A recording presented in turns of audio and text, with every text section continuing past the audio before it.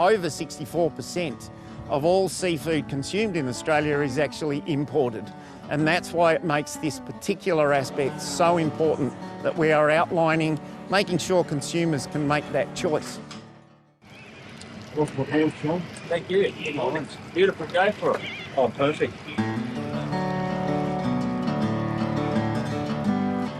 We're on our way to what Greg Finn calls his garden. Just beyond the shelter of the Port Stephens estuary system in New South Wales, he'll be diving for sea urchins. But first, with his son Sam, they're stopping to catch fish for a local restaurant. So what are you throwing a line in for now, Greg? Just some Australian bonito. That's a type of tuna. Type of small tuna, yeah, and they're quite prolific at the moment. We'll hope to catch some of those, and they'll be served in a restaurant for lunch today.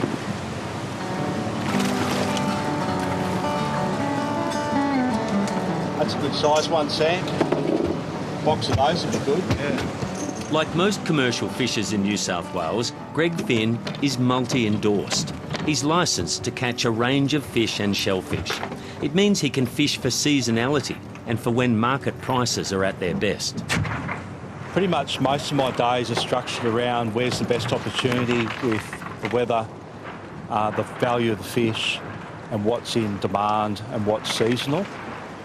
So typically I would go out early and target bonito for the morning, and then once I've caught enough of those or discovered that they're not biting today, I'll swap out and do something different.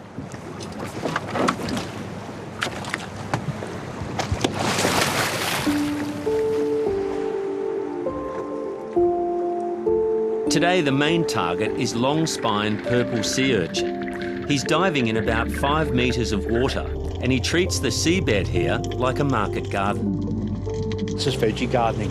That's all it is. It's just basically going in and having a look at the bottom, reading the bottom, taking the better quality ones and leaving the rest behind. And then they're there for next season. So I'm very selective about finding areas where they're going to be the best quality that I can catch. About 300 tonnes of urchin is harvested in New South Wales each year. It's a low-impact, hand-harvested fishery. In some regions they're considered a pest, but here in their natural habitat, urchins are a good bio-indicator, a sign of a healthy environment. Kick these out. All right, okay, geez, that's a good haul. Wow.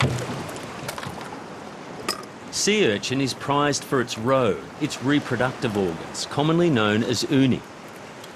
Well, in each sea urchin there's 5 pieces of roe or 5 tongues.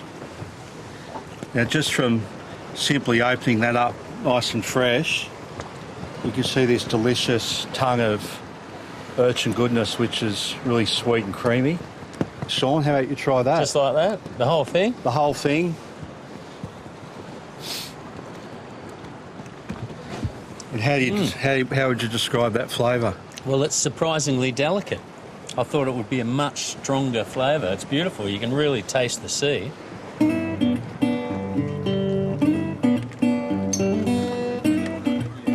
Greg Finn supplies direct to Ludovic Poyer, a French-born and trained chef whose family restaurant in Port Stephens was named the best seafood restaurant in New South Wales in 2024 by the Sydney Fish Market.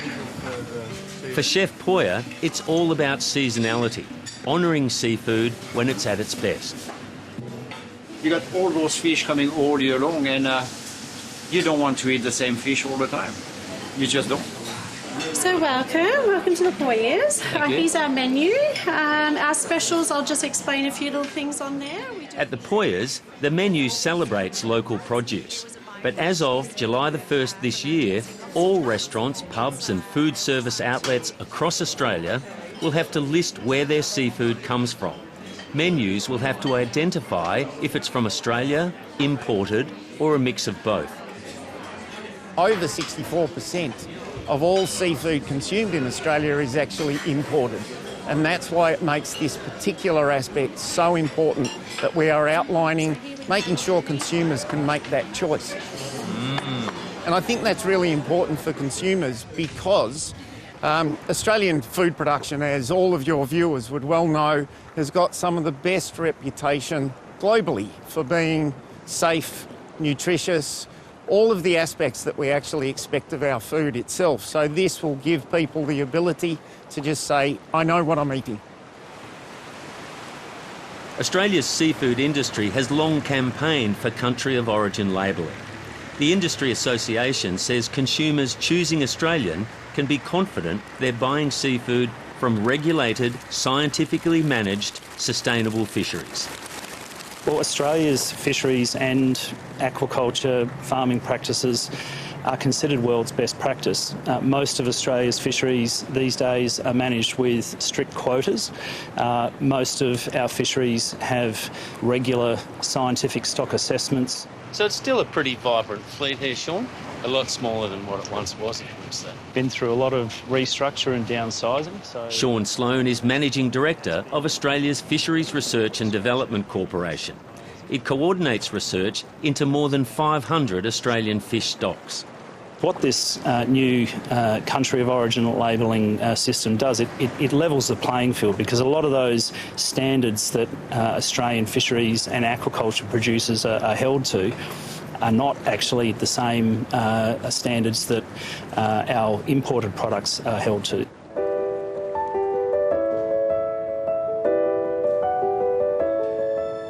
At Sydney's new $836 million fish market, more than 1 million people have visited in its first 3 months of operation.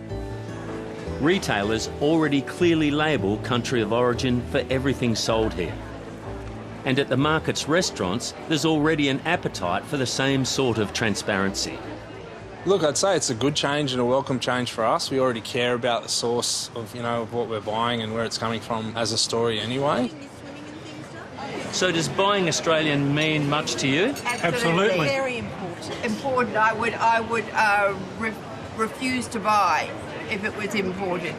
But at the moment you don't know. Well, if I don't know, well, I can only judge from what I've known, what I'm told.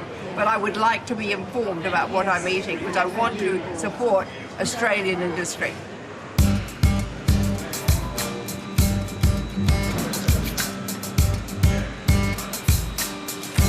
The Sydney fish market is the biggest in the Southern Hemisphere, trading up to 13,000 tonnes a year.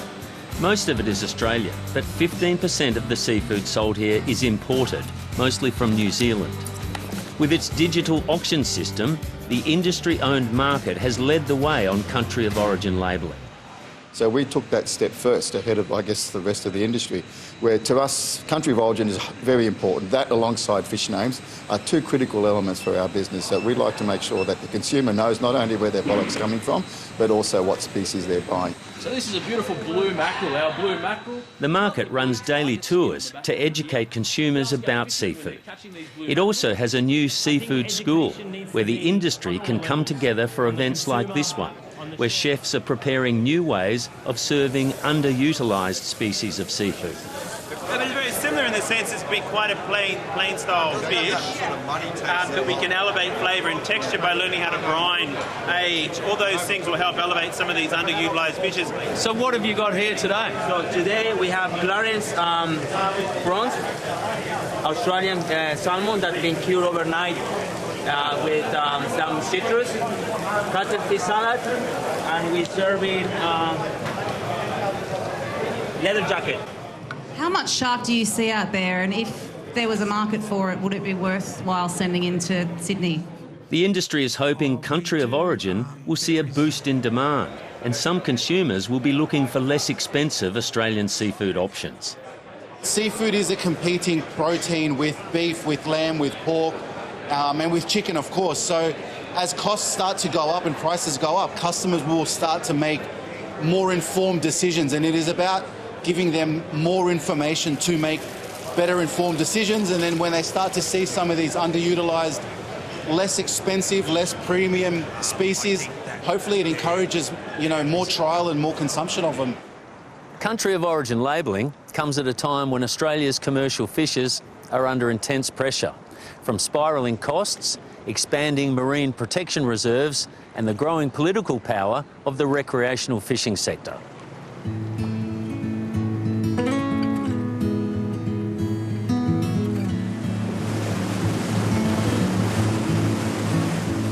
On the Port Stephens estuary, Johnny Alessi is hauling crab pots on a glorious autumn day.